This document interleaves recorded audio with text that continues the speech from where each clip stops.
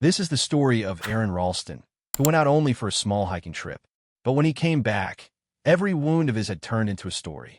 He stayed alive for 127 hours, but every second, death was breathing along with him. And then, to get out of there, he did something that no one could even imagine. At the beginning of the story, we see a boy named Aaron Ralston. He is going hiking to Canyonlands National Park. The whole area is deserted. There's no one for miles around. And while he is hiking there, he sees two girls. Actually, these girls had lost their way. Aaron says, "Can I help you somehow?" Then he goes near them. Their names are Christy and Megan. Aaron shows them the right way and decides to guide them on their journey. Now, when they reach quite far ahead, Aaron tells them, "I know another path, and I guarantee that you're going to enjoy this journey a lot." All three start moving forward through narrow mountain passages. The paths are very thin. When they go a bit ahead, Aaron jumps down from there. Seeing this, the girls get scared. They think Aaron has fallen. But then Aaron shouts from below, "There's a lot of water under there." And he asks both of them to jump down too. Then, one by one, both the girls jump down as well. They enjoy this game a lot. They keep enjoying in that pool for a long time and then leave from there. After that, Aaron has to go further for hiking, and Christy and Megan go home. Before parting, they click a selfie together. Aaron asks, "Will we ever meet again?" Megan says, "There's a party at our place tomorrow night. You can come too." After that, Aaron leaves from there. Now Aaron is moving forward through the mountain passes. He's enjoying the whole hike a lot, but the paths here are very narrow and dangerous. When Aaron is descending between two narrow cliffs, there's a rock there.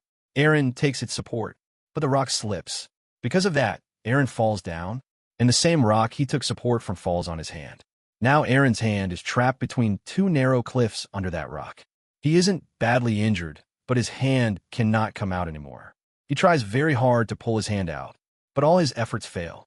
When he realizes his hand cannot come out, he starts shouting loudly for Megan and Christy. But his voice cannot go out because these cliffs are tight, and the sound cannot escape. And this is a deserted place, where for miles there is no sign of any human, animal, or bird. Then Aaron opens his bag and takes out all the hiking gear inside.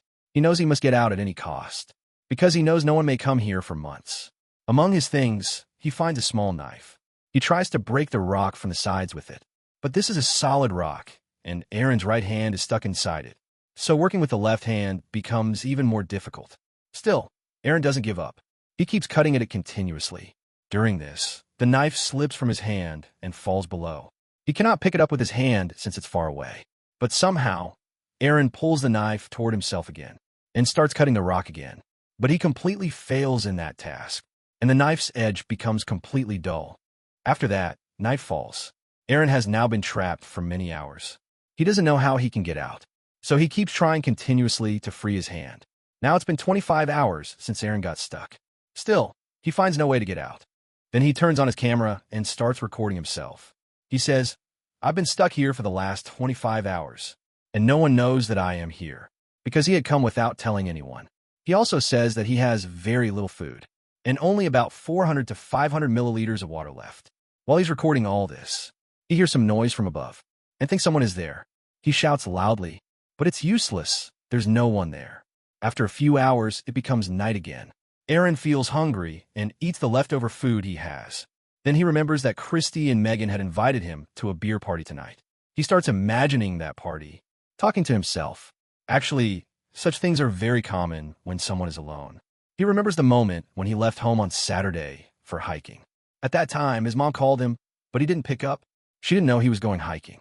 If only he had told her, maybe she would have searched for him. But now no one knows where Aaron is. Now it's the third day, i.e. Monday. Aaron makes a pulley. He ties a rope to the rock that's on his hand, and, with the other end, tries to lift it. But even after much effort, the rock doesn't move at all. Then he ties the other end of the rope to his leg and pulls with full strength. But again he fails. Now, on the third day, Aaron's drinking water finishes. When he needs to urinate, he fills his urine in his bottle, because if he doesn't get water, he will die. He will have to drink his urine.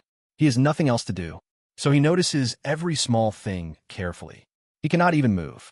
Sometimes some insects come by, and if he wants to kill and eat them, he has to wait for them to come close. Also, in that canyon, Aaron gets only 15 minutes of sunlight per day. Then it goes away. Within 3 days, Aaron becomes completely distressed from hunger, thirst, and the environment. Now he decides that he will cut off his hand. He ties his arm tightly from above, and with his knife, tries to cut his hand. But the knife's edge is gone, so it doesn't even cut his thin skin. This disappoints Aaron, and thus another day passes, and night falls again. Aaron remembers his past days, his family, his ex-girlfriend, and many friends.